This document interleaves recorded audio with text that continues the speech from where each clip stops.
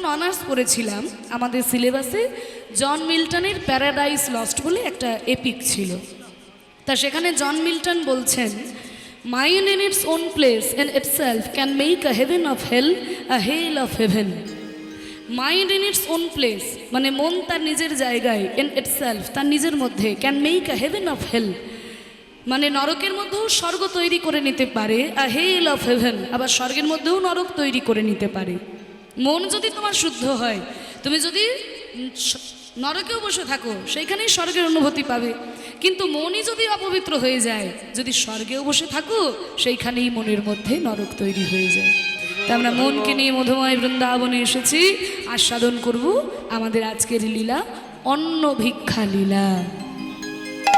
তাই ভগবান শ্রীকৃষ্ণ আজকে গোচারণে এসেছেন সখাগণকে সঙ্গে নিয়ে, সকালবেলায় ধেনু বৎস সঙ্গে নিয়ে তিনি গোচারণে এসেছেন। গোচারণে এসে খেলা খেলছেন। 24 শ্রীদাম সুদাম দাম বসুদাম আদি 24 জন সখা নিয়ে গোবিন্দ আমার খেলা খেলছেন। কেমনভাবে খেলা খেলছেন একটা পদ গাইছি, পদটা শেষে বলবো পদটা কেন গাইলাম। তা গোবিন্দ আমার খেলা করছেন, কেমনভাবে খেলছেন। আজু খেলত খেলত আজু খেলত খেলত খেলত খেলত খেলত রাম সুন্দর শ্যাম, খেলত রাম সুন্দর শ্যাম, মধুর মধুর অতি সুঠাম, খেলত রাম সুন্দর শ্যাম, মধুর মধুর অতি সুন্দর, খেলত রাম সুন্দর শ্যাম। কাচনি পাচনি বেত্র বেনু, পাচনি পাচনি বেত্র বেনু, খেলে আমার রাম কানু, পাচনি পাচনি বেত্র বেনু, মুরলি খুরলি গান রে, ফুডলি ফুডলি গান রে, ওই মুরলি খেলে রাম কানাই, মুরলি খেলে রাম, আমায় মুরলে খেলে রাম, আমায় মুরলে খেলে রাম, আমায় মুরলে মুরলি খুরলি গান রে, খেলে রাম সুন্দর শ্যাম, মধুর মধুর অতি ছুটা খেল তো রাম সুন্দর শ্যাম। বলছে কাচনি পাচনি বেত্র বেনু মুরলি খুরলি গান রে। ও মাইরা, মুরলি মানে তো বুঝলাম বাঁশি, খুরলিটা কি জিনিস বৈষ্ণব পদাবলী, ওই জন্য বুঝতে পারা যায় না। কীর্তন শুনতে ওই জন্য ভালো লাগে না অনেকের, কি 500 বছর আগের ভাষা মাথাতেই ঢোকে না। মুরলি মানে তো বুঝলাম বাঁশি, কিন্তু খুরলিটা আবার কি জিনিস, ওই গরুর খুর দিয়ে কিছু তৈরি হয়েছে নাকি? না, মুরলি মানে বাঁশি, খুরলি মানে হচ্ছে শিঙা। শিঙা দেখেছো? এইরকম বড় বড় হয়, সামনের দিকে মুখটা বেঁকানো থাকে, ভ ভ ভ ভ ভ ভ করে আওয়াজ হয়। মেদিনীপুরে খুব দেখতে পাওয়া যায়, যারা মেদিনীপুরে থাকে তারা জানবে। হ্যাঁ, তা কৃষ্ণ বাঁশি বাজাচ্ছে আর বলরাম শিঙা বাজাচ্ছে, এইভাবে খেলছে। ওই জন্য বলছে মুরলি খুরলি গান রে। সঙ্গে কারা রয়েছে? প্রিয় শ্রীদাম সুদাম মেলি, প্রিয় শ্রীরাম সুদাম মেলি, প্রিয় শ্রীদাম প্রিয় শ্রীদাম প্রিয় শ্রীদাম সুদাম মিলি, প্রিয় শ্রীরাম সুদাম মেলি, তপন তনয়া তীরে খেলি, প্রিয় শ্রীরাম সুদাম মেলি, তপন তনয়া তীরে খেলি। প্রিয় শ্রীদাম সুদাম মেলি। শ্রীদাম সুদামের নাম আমরা সবসময় শুনতে পাই, কিন্তু কৃষ্ণের সখা হচ্ছে 24 জন। তাদের মধ্যে 12 জন প্রধান সখা, 12 জন উপপ্রধান।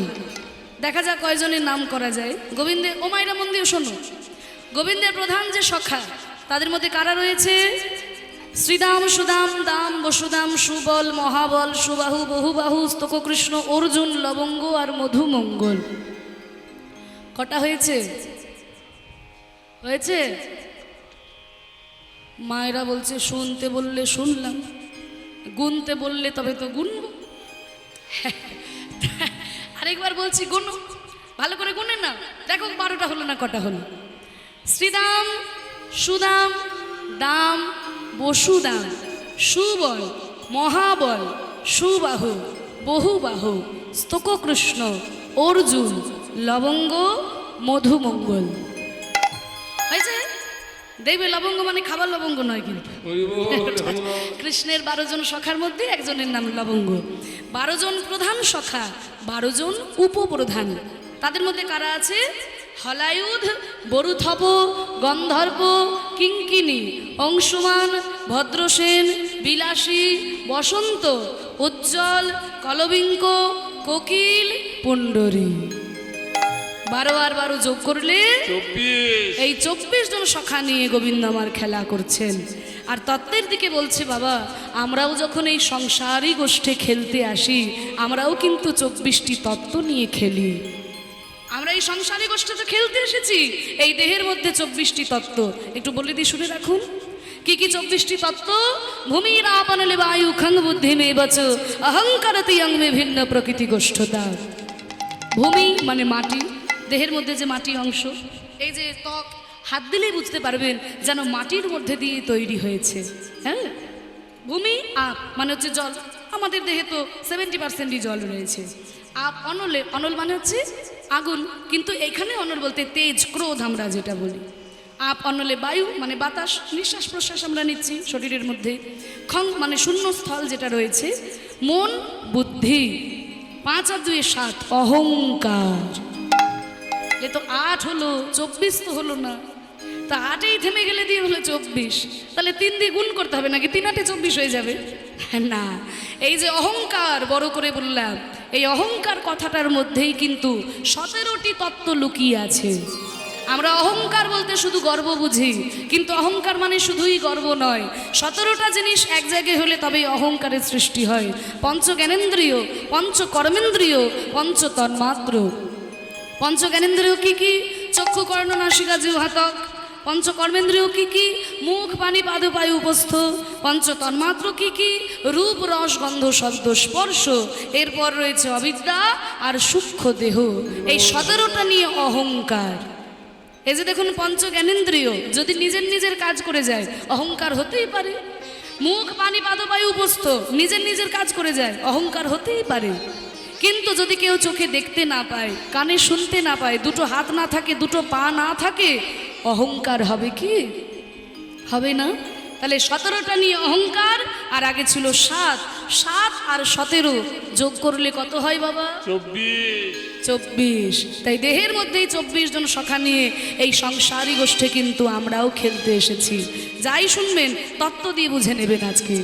প্রিয় শ্রীরাম সুদাম মেলি, প্রিয় শ্রীরাম সুদাম মেলি, তপন তনয়াতির কেলি।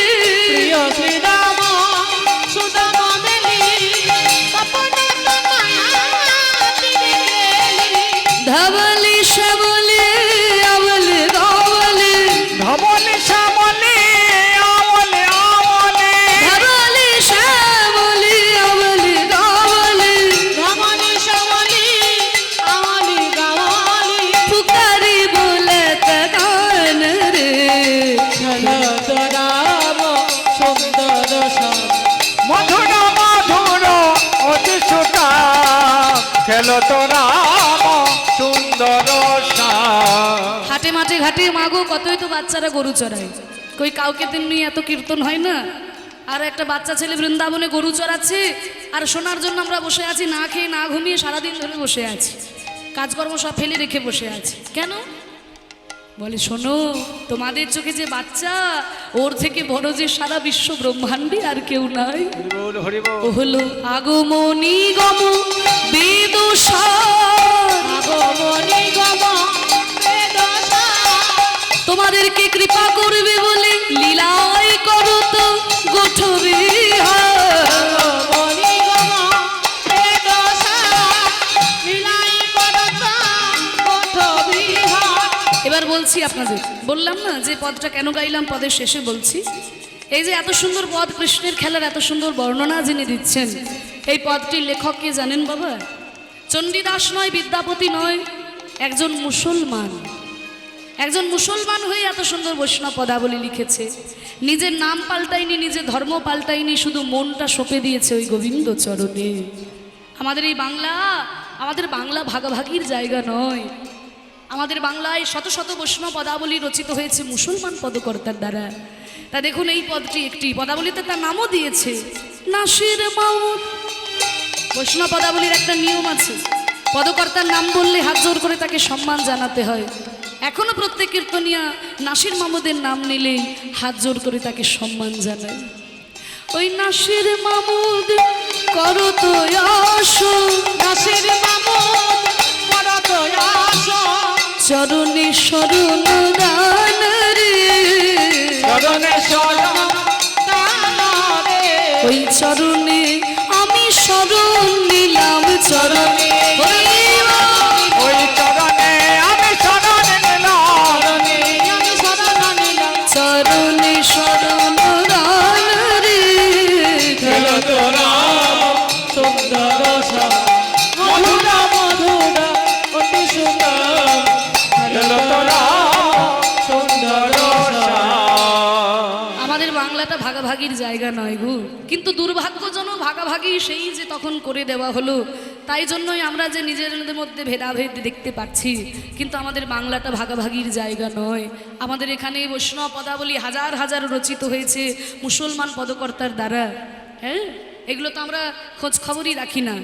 কলকাতা বিশ্ববিদ্যালয় থেকে একটি গ্রন্থ প্রকাশিত হয়েছে, গ্রন্থটির নাম বৈষ্ণব ভাবাপন্ন মুসলমান কবির পদমঞ্জরি। সেখানে হাজার খানিক বৈষ্ণব পদাবলী শুধুমাত্র মুসলমান পদকর্তা রচিত। বল হরি বল। হরিবল হরিবল। আবার আমাদের কবি কাজী নজরুল ইসলাম, তিনি তো রয়েইছেন, কত কত তিনি গান রচনা করেছেন, যেগুলো শুনলে পরে আমাদের হৃদয়ের ভিতরটা দোলা দিয়ে এসো না।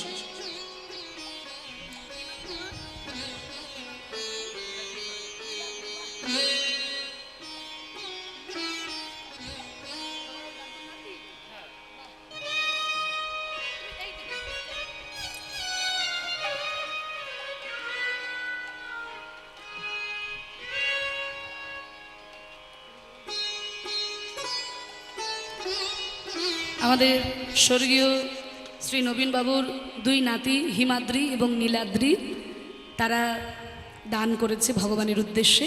আপনারা আশীর্বাদ রাখুন যেন মানুষের মতো মানুষ হয়ে উঠতে পারে। এই যে সৎ কার্যে তাদের পিতা এবং পরিবারবর্গ লিপ্ত হয়েছে, তারাও যেন এই পথকে অনুসরণ করে চলতে পারে জীবনে। আপনারা আশীর্বাদ করবেন। নিতাই গৌর প্রেমানন্দে হরি বল। বল হরি বল হরি বল। কবি কাজী নজরুল ইসলাম, তিনিও তো রয়েছেন, কত সুন্দর সুন্দর গান রচনা করে গেছেন, যেগুলো শুনলে পরেই আমাদের হৃদয়ের ভিতরটা দোলা দিয়ে ওঠে। এটাই না কি গো, একটু কথা যখন উঠলো একটু গাইবো নাকি? গাইবো? তা এই যে আমরা দেখতে পাচ্ছি বৃন্দাবনে গোবিন্দ খেলা করছেন, একটা রাখাল ছেলে মাঠে ঘাটে খেলা করছে, কিন্তু রাখাল ছেলে বলে তাকে যেন ভুল করে নিও না। তিনি দেখতে রাখাল ছেলে, কিন্তু মোটেও তিনি রাখাল ছেলে নয়। বৃন্দাবনে কিছুদিনের জন্য খেলা খেলতে এসেছেন, কিন্তু তার খেলার চিরস্থায়ী জায়গা কোথায়? খেলিছ এ বিশ্বলয়ে বিরাট শিশু আনমনে খেলিছ এ বিশ্বলয়ে বিরাট শিশু আনমনে খেলিছ।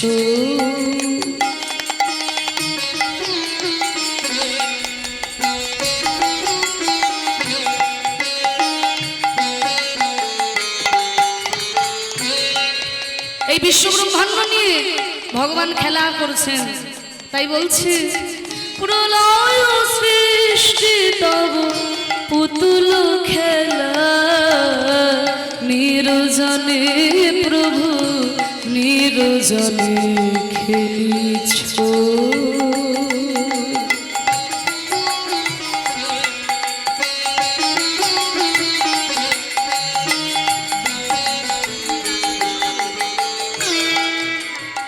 বলছে খেলিছ এই বিশ্বলে, বিশ্ব ব্রহ্মাণ্ড নিয়ে ভগবান খেলা করছেন। প্রলয় সৃষ্টি তব পুতুল খেলা।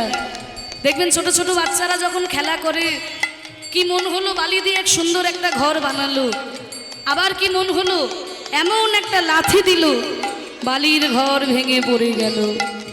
ভগবানও খেলা করছেন। কখনো তার ইচ্ছে হচ্ছে তিনি সৃষ্টি করছেন, আবার কখনো ইচ্ছা হলো এমন প্রলয় ডেকে আনলেন যে নিমেষের মধ্যে সব কিছুকে ধ্বংস করে দিয়ে চলে যাচ্ছে। প্রলয় সৃষ্টি তব পুতুল খেলা, নিরোজনে প্রভু নিরোজনে। তাহলে এই যে বৃন্দাবনে তিনি খেলা করছেন, কিছুদিনের খেলা, তার খেলার চিরস্থায়ী জায়গা কোথায়? শূন্যে মহা আকাশে তুমি মগ্ন লীলা বিলাসে। শূন্যে মহা আকাশে তুমি মগ্ন লীলা বিলাসে। ভাঙিছ গড়িছ নীতি ক্ষণে ক্ষণে, নিরোজনে প্রভু নিরোজনে খেলিছ।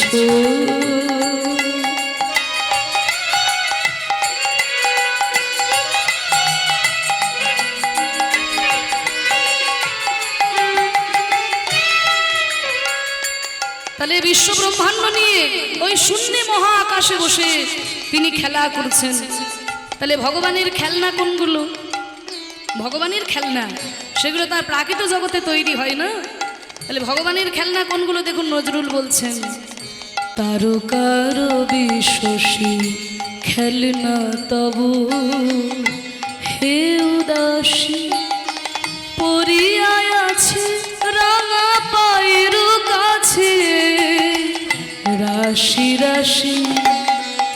তারকার বিশ্বসী খেলনা তবু হে উদাসী। পরিয়ায় আছে রাঙা পায়ের কাছে রাশি রাশি। তারকার বিশ্বসী খেলনা তবু। ছোট ছোট বাচ্চারা খেলা করে না লাট্টু চরকা বল নিয়ে, এখন আর বাচ্চারা লাট্টু চরকা দিয়ে খেলে না, সব মোবাইল নিয়ে খেলা করে। এখন এমনই দিন এসেছে। তা আমরা তো ছোটবেলায় খেলেছি, তাই না? লাট্টুকে ঘুরিয়ে দেওয়া হয়, কিছুক্ষণ পরে লাট্টু থেমে যায়। ভগবানও খেলা করছে দেখুন।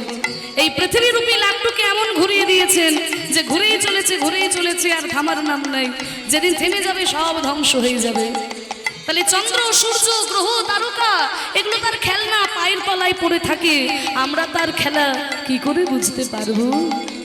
তারকার বিশ্বসী খেলনা তবু হে উদাসী। পরিয়ায় আছে রাঙা পায়ের কাছে রাশি রাশি। নিত্য তুমি হে উদার, সুখে দুঃখে অবিকার। নিত্য তুমি হে উদার, সুখে দুঃখে অবিকার। হাসিছ খেলিছ তুমি আপন শোনে, নিরোজনে প্রভু নিরোজনে খেলিছ। এ বিশ্ব লয়ে বিরাট শিশু আনুমনে খেলিছ। এ বিশ্ব লয়ে বিরাট শিশু আনুমনে খেলিছ। খেলিছ খেলিছ খেলিছ। এ বিশ্ব লয়ে বিরাট শিশু আনুমনে খেলিছ। নিতাই গৌর ব্রহ্মানন্দে হরি বল হরি বল। হরি বল হরি বল। তাহলে বিশ্ব ব্রহ্মাণ্ড নিয়ে ভগবান তিনি খেলা করছেন। আজকে বিশ্ব ব্রহ্মাণ্ড নিয়ে ভগবান খেলা করছেন। তা আজকে খেলতে খেলতে কি হয়েছে দেখুন, আজকে খেলতে খেলতে দাদা বলরাম করেছে কি, সবাই খেলা খেলছে যখন দাদা বলরামকেও সঙ্গে নিয়েছে। এই সবাই আমার সঙ্গে খেলবি তো? হ্যাঁ, সবাই খেলবি? সবাই খেলবো। আচ্ছা কি খেলা হবে আজকে, কি খেলা হবে আমি তো আর বলতে পারি না রে, মাথার উপরে দাদা বলরাম রয়েছে, দাদা বলরাম যা বলবে আজকে গোচারণে তাই খেলা হবে। ও দাদা বলরাম, আজ আমাদের কি খেলা হবে গো? আজ কি খেলা হবে? হ্যাঁ? আজ হবে কাঁধে করা কাঁধে চড়া খেলা। বাহ, দাদা বলরাম বলে দিয়েছে খেলা হবে কাঁধে করা কাঁধে চড়া। তা কে কাঁধে করবে আর কে কাঁধে চড়বি রে? তুই কাঁধে চড়বি? তুই কি করবি? তুইও চড়বি? তুই কি করবি? এই তুই। আমিও কাঁধে চড়বো। সবাই বলছে কাঁধে চড়বো। আরে তোরা সবাই যদি বলিস কাঁধে চড়বো তাহলে কাঁধে করবে কে? ওইভাবে বললে তো হবে না, সাঁতুরি পাততে হবে। এবার কাঁধে চড়ার দলে যদি কেউ নাম লেখাতে পারে, কেউ কি কাঁধে করার দলে নাম লেখাবে? কেন শুধু শুধু কষ্ট করতে যাবে? বলে ঠিক আছে শোন, সাঁতুরি পাততে হবে। এই সুদামা এদিকে আয়। আমরা কতজন আছি? 24 জন সখা আর কৃষ্ণ বলরাম, মানে মোট 26 জন। যা তাড়াতাড়ি 26টা বড় বড় পাতা নিয়ে আয় রে। এনেছিস? ওর মধ্যে একটা পাতাকে ছিদ্র কর। এবার একটা ভালো পাতাকে আর ওই ছেঁড়া পাতার মধ্যে মিশিয়ে দে। এবার ওই পাতাগুলো আমাকে দে, একটা একটা করে আমি পাতা সবাইকে দেব। যার কপালে ছেঁড়া পাতাটা পড়বে সে হবে চোর, আর আমাদের সবাইকে কাঁধে করে নিয়ে যমুনার তীর পর্যন্ত যাবে। ঠিক আছে? হ্যাঁ, এই তোরা কিন্তু কেউ পাতা বাছাবাছি করবি না। না না, এনে শ্রীরাম পাতা ধর। এ পাতা নয়, কাগজ রে।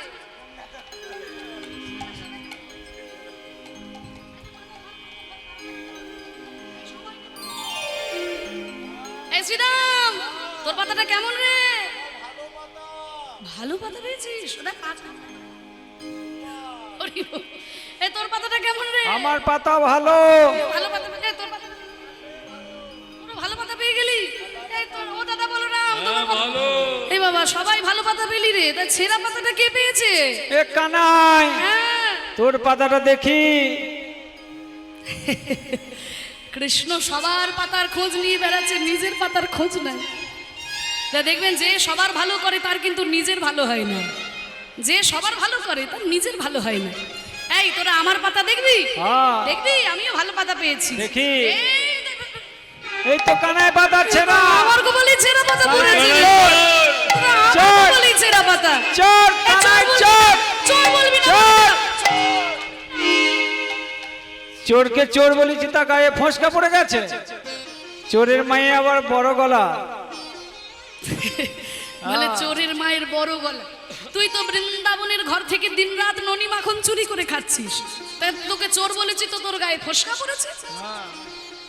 এই সুবল, হ্যাঁ, আমি যখন ওই বৃন্দাবনের ঘর থেকে ননি মাখন চুরি করে খাই, ওই চুরি করা ননি মাখন আমি একা খাই?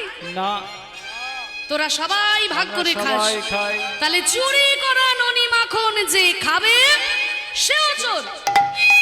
ঠিক আছে। আমি চোর হলে তোরা সবাই চোর। বলে, ঠিক আছে কানাই, অত কথাই কাজ নেই, তুই এবার কাঁধে কর। আজ আমরা রাম কানাই সনে খেলব রে, আমরা কানাই সনে খেলবো রে।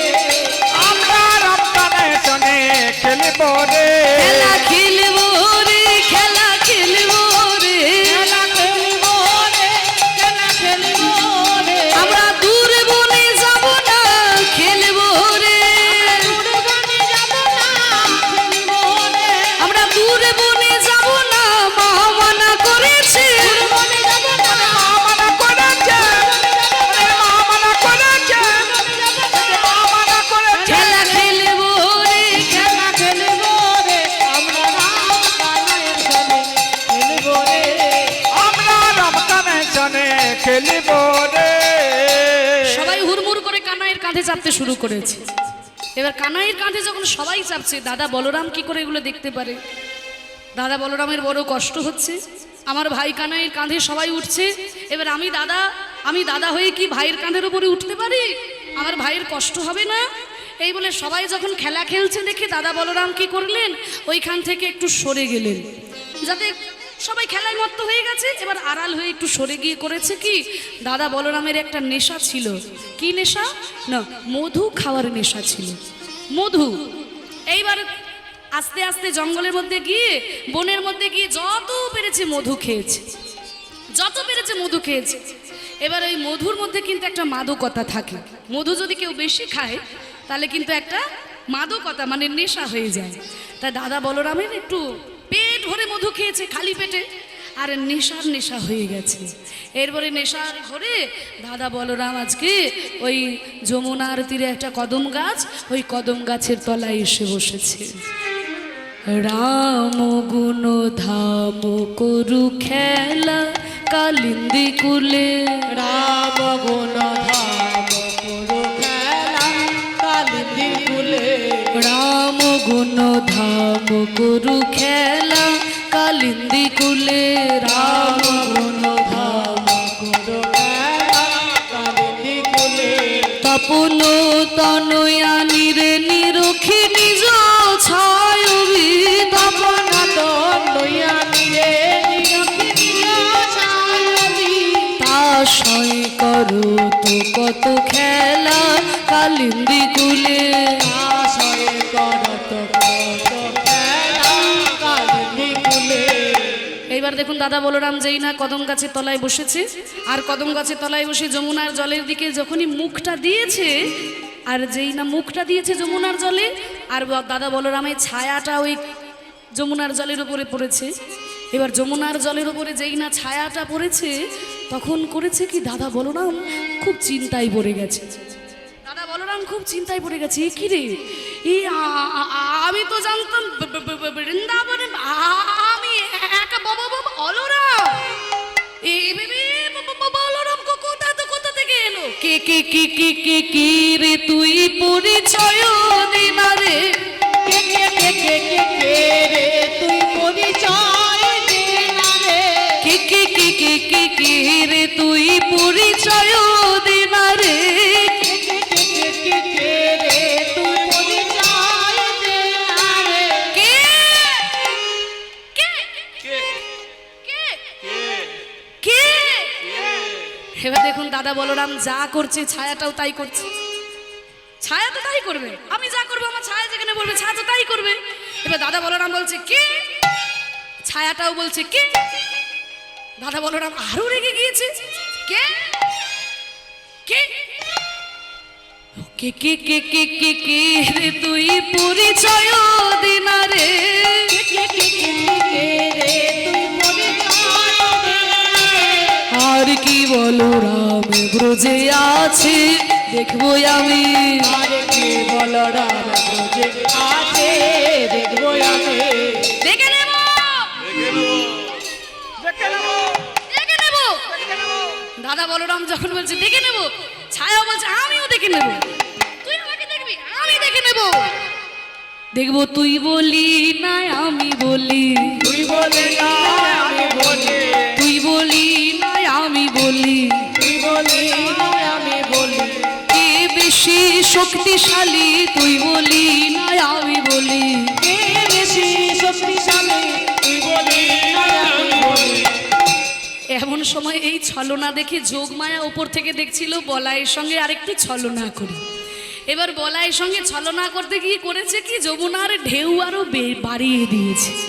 যেই যমুনার ঢেউটা বাড়িয়ে দিয়েছে, এতক্ষণ একটা ছায়া ছিল আর অমনি অনেকগুলো ছায়া হয়ে গেছে। যেই অনেকগুলো ছায়া হয়ে গেছে, আপনি বলছে কি এতক্ষণ একটা বলরাম, এখন এত বলরাম, দেখে নেব আমি দেখে নেব। এই বলে হাতের নাঙলটা ছিল, নাঙলটা দিয়ে জলের মধ্যে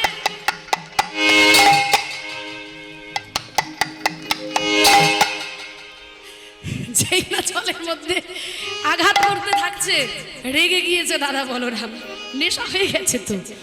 এবারে রেগে গিয়ে খুব ক্লান্ত হয়ে গেছে, জলের মধ্যে অনেকক্ষণ ধরে আঘাত করে কিছুই যখন করতে পারে না, খুব ক্লান্ত হয়ে বসে পড়েছে। মা যোগমায়া দেখলো আহারে বলাইয়ের আমার খুব কষ্ট হয়ে গেছে, আর ক্লান্ত হয়ে বসে পড়েছে, আবার রোদের তাপ লাগছে তো। এবারে মা যোগমায়া করেছি রোদটা কমিয়ে দিয়ে একটু মেঘাচ্ছন্ন করে দিয়েছে। মানে ঘন কালো মেঘ হঠাৎ করে চলে এলো, আর ওই কালো মেঘের এতক্ষণ ছায়াটা পরিষ্কার দেখা যাচ্ছিল, এইবার বলরামের ছায়াটা কালো দেখা যাচ্ছে। যে কালো মেঘ হয়েছে এমনি কালো দেখা যাচ্ছে। তখন দাদা বলরাম বলছে, ও মা ও মা ও মা, এই তো আমার ভাই কানাই গো। ওরে ভাই কানাই, তুই কেন এত রঙ্গ করিস? কেন এত রঙ্গ করিস? তুই কেন এত রঙ্গ করিস? কেন এত রঙ্গ করিস?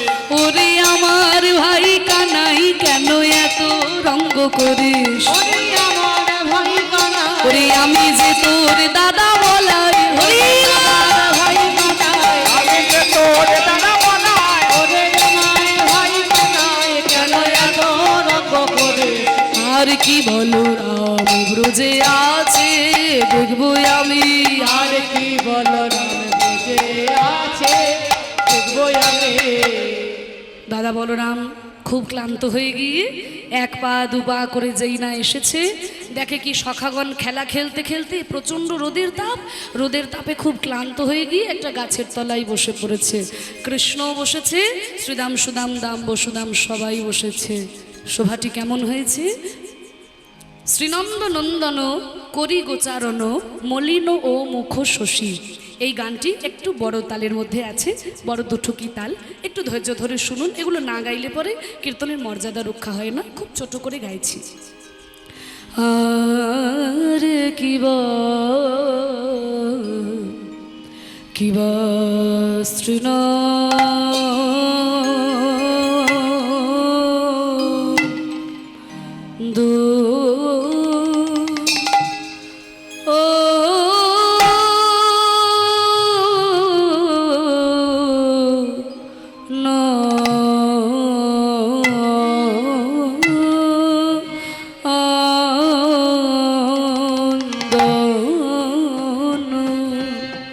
শ্রীনন্দ নন্দন করি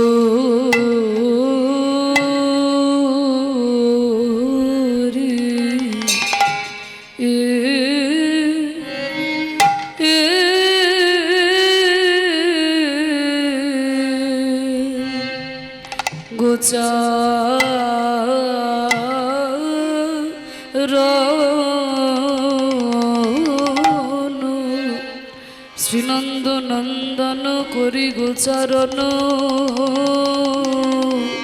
মলি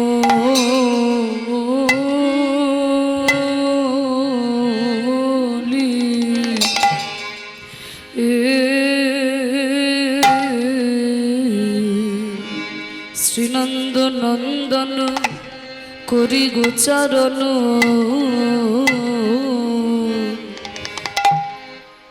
মলিন মলিন মুখ শশী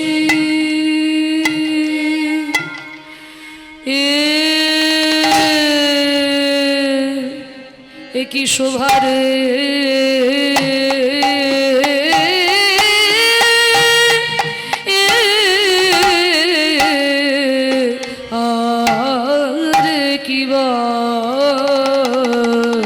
শ্রীনন্দ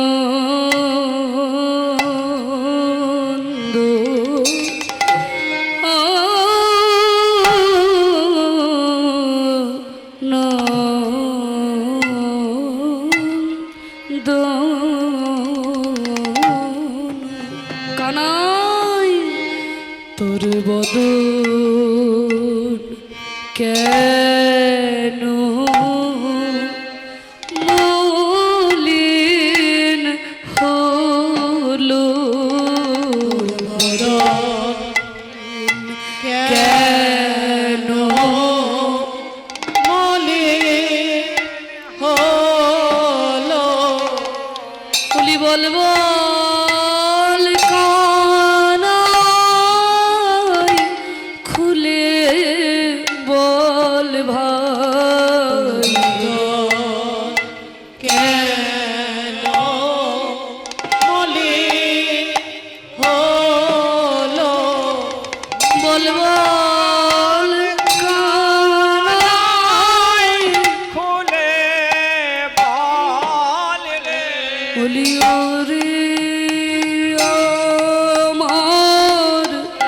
মরম সখা তোর মনের কথা খুলে বল রে তোর বদন কেন মলিন হলো তোর মনের কথা খুলে বল রে দেখুন বড় দুটো কি তাল 14 মাত্রা 3-4 3-4 ছন্দ দুটি তাল দুটি ফাঁক 1 2 3 4 5 6 7 1 2 3 4 5 6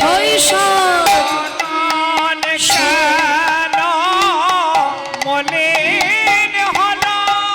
বলি বল বল কানাই খুলে বল ভাই তোর মন কেন মলিন হলো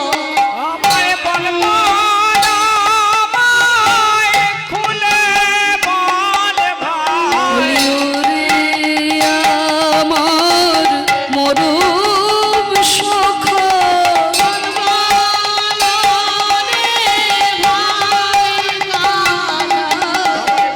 বদন কেন মলিন বলি ওরে আমার মরম সখা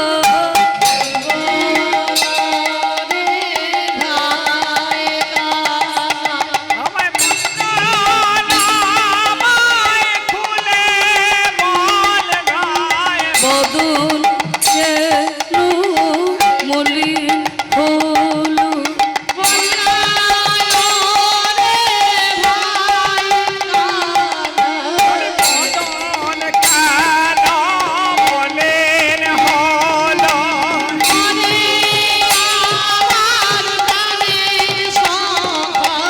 বল বল সখা খুলে বল ভাই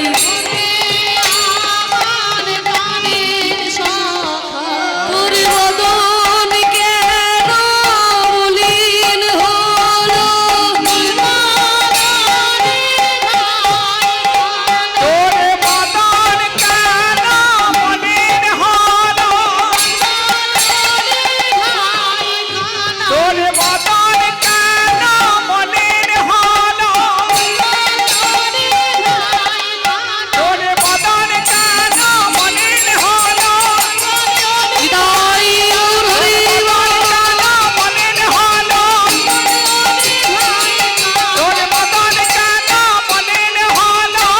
বল বল সখা খুলে বল ভাই শ্রীনন্দ হরিবল খুব ছোট্ট করে আস্বাদন করানো হলো যিনি আমাকে কৃপা করে শিখিয়েছেন কীর্তন সম্রাট শ্রী সুমন ভট্টাচার্য মহাশয় এই বড় বড় তাল তরঙ্গ এগুলো আমাদের কীর্তনের সম্পদ এগুলো রক্ষা করার দায়িত্ব আমাদেরই আপনারা যে ধৈর্য ধরে শুনছেন এটাই বড় ভালো লাগছে তা দেখুন আমাদের মানে হিন্দুস্তানি ক্লাসিক্যাল মিউজিক সেটাকে ভেঙেই কিন্তু নরোত্তম দাস ঠাকুর এই কীর্তনের বড় বড় তাল তরঙ্গগুলো সৃষ্টি করেছিলেন গরানহাটির যে ঘরানার কীর্তন তা দেখবেন ক্লাসিক্যাল মিউজিকে বিলম্বিত একটা গাওয়ার পরে ছোট অংশ গাওয়া হয় ওইটারই ঠিক তেমনি দেখুন এটা বড়তে গাওয়া হলো এইটারই ছোট অংশ 7 মাত্রায় মানে এটা 14 মাত্রায় হলো তার অর্ধেক 7 মাত্রায় 3.5 3.5 ছন্দ এর পরের অংশটা হচ্ছে সঙ্গে হলো ধরো সব সহচর বংশী বট তলে বসি বংশী বট